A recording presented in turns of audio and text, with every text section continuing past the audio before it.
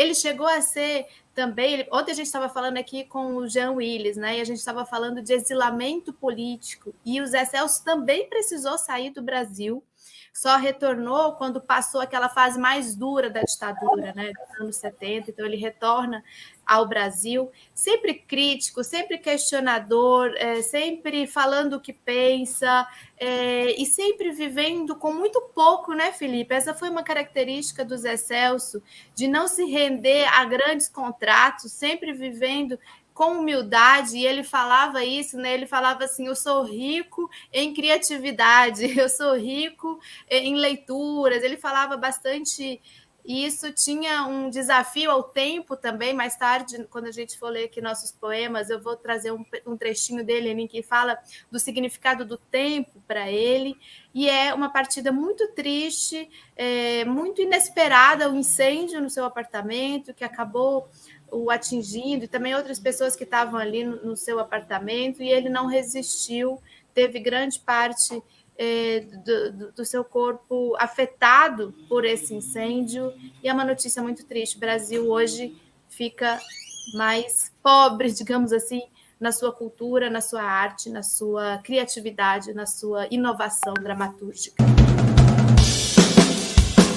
Hoje, quando nós acordamos, logo no começo da manhã, foi veiculada a notícia da partida de José Celso Martinez, o famoso e tão querido Zé Celso, que há décadas, 6 décadas, dirigia o Teatro Oficina. O Zé Celso, a princípio, filho de uma família numerosa, acho que são 7 irmãos, a princípio era para ele ser advogado.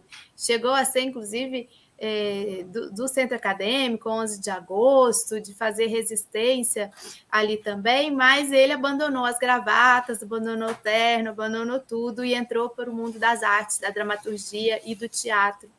E o Zé Celso, há tantas décadas, encanta e não só encanta, mas incomoda, questiona, critica e inova, né? Ele inovou muito no teatro e na dramaturgia brasileira, acabou ficando uma marca reconhecidíssima, né? Só dele, dirigiu o Teatro Oficina por tantas décadas. O Teatro Oficina que viveu um grande incêndio, e a partir de um grande incêndio lá na década de 60 foi renovado e foi relançado para um momento muito importante de enfrentamento à ditadura. Ali nós tivemos peças memoráveis, como a famosa peça A Vela, que depois ele reencenou, o Roda Viva, né, baseado na obra do Chico Buarque, que também mais tarde, em 2019, já agora em tempos de Bolsonaro, ele reencenou. Foi uma peça icônica e muito marcante, porque quase todos foram perseguidos, né? Foi em 68 que ela foi encenada, foram perseguidos, muitos tiveram suas carreiras encerradas por uma perseguição política. Ele chegou a ser também... Ontem a gente estava falando aqui com o Jean Willis, né? E a gente estava falando de exilamento político, e o Zé Celso também precisou sair do Brasil, só retornou quando passou aquela fase mais dura da ditadura, né, dos anos 70, então ele retorna ao Brasil, sempre crítico, sempre questionador, sempre falando o que pensa, e sempre vivendo com muito pouco, né, Felipe? Essa foi uma característica do Zé Celso, de não se render a grandes contratos, sempre vivendo com humildade, e ele falava isso, né? Ele falava assim: eu sou rico em criatividade, eu sou rico em leituras. Ele falava bastante isso. Tinha um desafio ao tempo também. Mais tarde, quando a gente for ler aqui nossos poemas, eu vou trazer um trechinho dele em que fala do significado do tempo para ele. E é uma partida muito triste, muito inesperada, o incêndio no seu apartamento, que acabou o atingindo, e também outras pessoas que estavam ali no seu apartamento, e ele não resistiu, teve grande parte do seu corpo afetado por esse incêndio, e é uma notícia muito triste. O Brasil hoje fica mais pobre, digamos assim, na sua cultura, na sua arte, na sua criatividade, na sua inovação dramatúrgica e no seu teatro de uma forma geral, né? Na arte cênica. Eu queria ressaltar 3 pontos em cima do que você falou, com essa notícia triste. Primeiro que essa triste coincidência dele morrer num incêndio, né? Porque por causa de um incêndio que queimou 53% do corpo dele. Lembrando que a ditadura não foi capaz de matar a sua obra no incêndio, porque havia muita suspeita de que o incêndio no Teatro Oficina tivesse sido obra do regime militar, da ditadura militar. Mas esse incêndio, o Teatro Oficina foi reconstruído e Zé Celso viveu sua plenitude de carreira.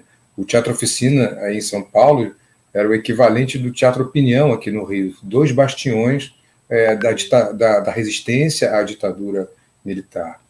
E o curioso na carreira do Zé Celso, Ana, é que, a princípio, ele não pensava em fazer resistência cultural.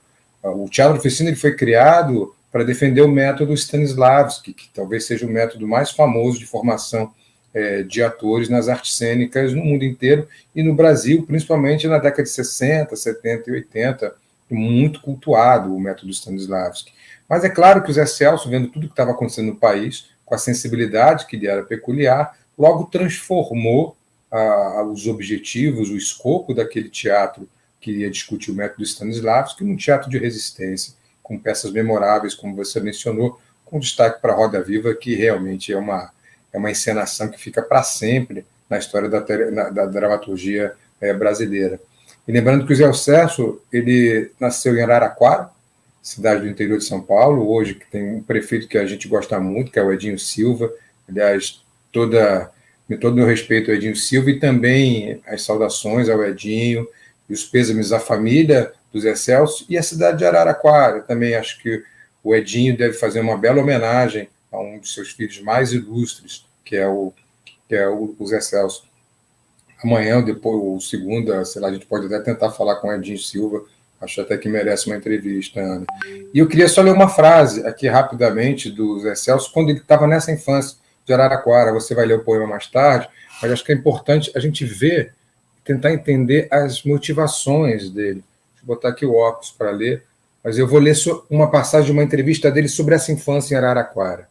Ele dizia: em Araraquara, eu consegui um papagaio, uma pipa, né? Um papagaio muito bonito, e o chamava de o Imperador do Espaço. Estava empinando esse papagaio no Largo da Câmara. Aí o papagaio subiu. Foi maravilhoso.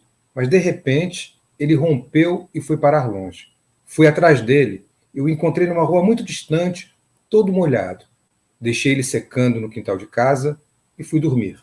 No dia seguinte, quando acordei, ele estava praticamente destruído pelo forte sol de Araraquara. Então veio um vento forte que levou ele embora. No mesmo instante, corri para o violão e cantei. Hoje vou fugir com o vento. Vou até o firmamento. Vou ver a terra brilhar, a brilhar. Vou me lançar por esse espaço a ventar, a ventar. Compus uma música enorme e, a partir dela, escrevi uma peça. E falei, é isso que eu quero fazer para sempre na minha vida. Então, é exatamente essa formação a partir de uma pipa, viu, Ana? Que se começa a gestar um dos maiores dramaturgos do Brasil. Precisava muito falar sobre isso nesse momento. Muito bom, Felipe. Fica então nossa homenagem, total homenagem a esse grande artista, inspirador de todo mundo artístico e da criatividade, da inovação e do permanente questionamento e crítica do Brasil, né? Fica a nossa total homenagem aí, então, ao Zé Celso, todos os seus amigos, familiares, todos que estão muito tristes no dia de hoje, vivendo essa partida.